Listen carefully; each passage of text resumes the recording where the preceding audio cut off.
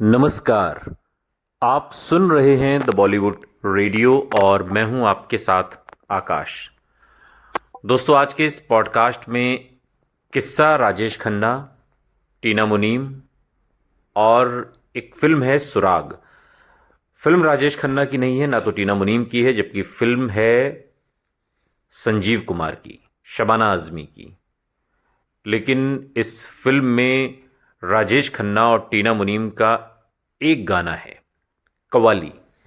दरअसल आपको याद होगा, जब राजेश खन्ना का गोल्डन पीरियड चल रहा था साल 1969 से लेकर 1972-73 तक, उन्हीं दिनों साल 1971 में एक फिल्म आई थी अंदाज।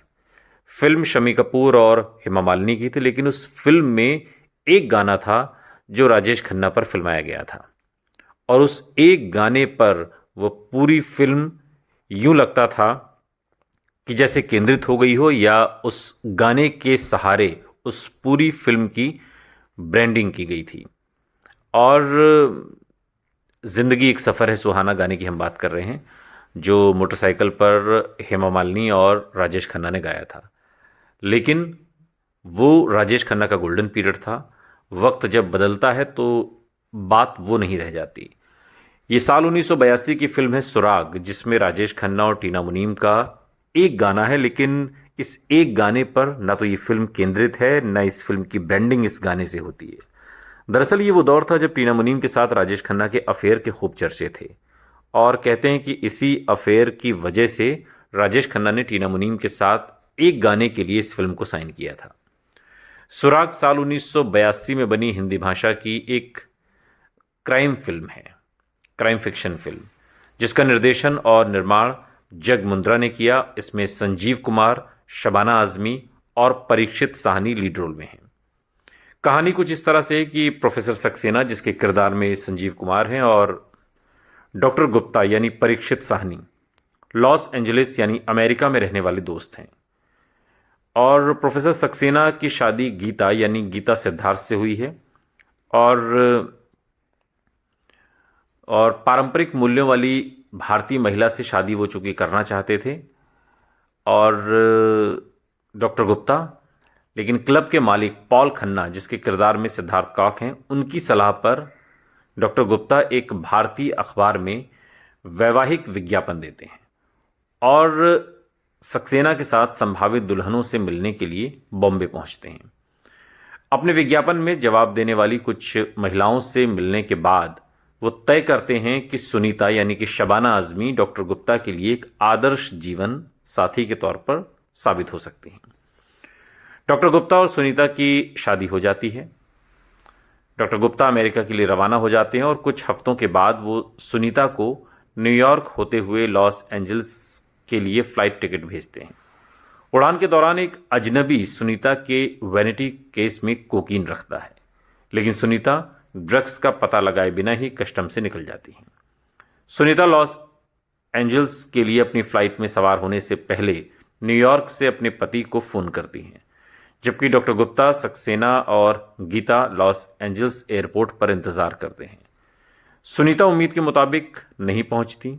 इसके बजाय उन्हें एक संदेश मिलता है कि सुनीता का किडनैप कर लिया गया है और तकरीबन $2 लाख की फिरौती मांगी गई है।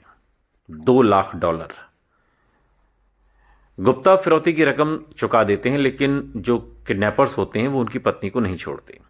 और इस बीच एक फिल्म देखते समय गीता को एक गाने के सीक्वेंस में एक एक्स्ट्रा कलाकार दिखाई देता है जो सुनीता से काफ़ी मिलता जुलता है।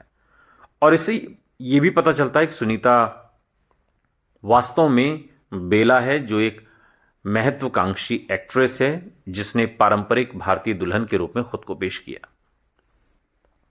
सक्सेना सुनीता यानी बेला और उसके सह षड्यंत्रकारियों का पता लगाने के लिए दृढ़ संकल्पित है। संदेह व्यवसायी सुरेंद्र सूरी, जिसके किरदार में मैकमोहन है, उन पर पड़ता है, जिसे जुए के कर्ज की वजह से नकदी की सख्त ज़रूरत है। और सूरी ने अपने नुकसान की भरपाई के लिए देश में कोकीन की तस्करी करने के लिए सुनीता का बेजा इस्तेमाल करने की बात को स्वीकार किया। हालांकि वो उसके अपहरण के बारे में कुछ नहीं जानने का दावा करता है। वो कहता है कि कोकीन उसके साथ गायब हो गई और उसके कर्ज के कारण उसे गंभीर परेशानी हुई है। तो फिर सुनीता यानी बेला कहाँ है? क्या वो अपनी मर्जी से गायब हुई या वास्तव में उसका अपहरण हुआ या किस्सा कुछ और है?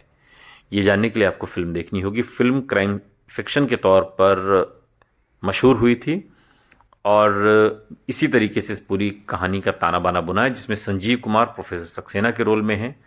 सुनीता और बेला के जो दो अलग अलग किरदार हैं, इसके किरदार में शबाना आज़मी हैं।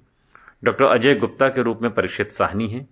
गीता सिद्धार्थ ने गीता के रूप में हैं और सुरेंद्र सूरी का किरदार मैकमोहन ने निभाया है। पॉल खन्ना के रूप में सिद्धार्थ कौक हैं। कविराज के रूप में राजू हैं। कवाली गायक के रूप में राजेश खन्ना और कवाली गायिका के रूप में टीना मुनीम इस फिल्म का हिस्सा हैं। हेमा मालिनी हीरोइन के रूप में स्वयं के रूप में हैं। जयश्री टी भी स्वयं के रूप में हैं। आशा सचदेव हैं रेणु लांबा के रूप में। महमूद भावी दुल्हन के पिता के रूप में हैं और भावी दुल्हन की मां के रूप में शुभा खोटे इस फिल्म का हिस्सा है। इस फिल्म का संगीत बप्पी लाहिड़ी का है और जो गीत हैं वो कैफी आज़मी साहब ने लिखे हैं।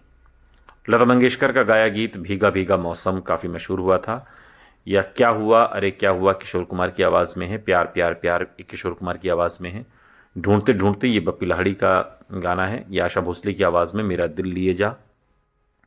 और जो गाना राजेश खन्ना और दूसरी लोक गायिका या कव्वाली गायिका के तौर पर जो इस फिल्म का हिस्सा है टीना अंबानी, टीना मुनीम, उन पर ही फिल्माया गया है। वो नज़र लेके रही दिल ताना हैया हो करके एक गाना है जो आशा भोसले और मोहम्मद रफ़ी ने गाया है।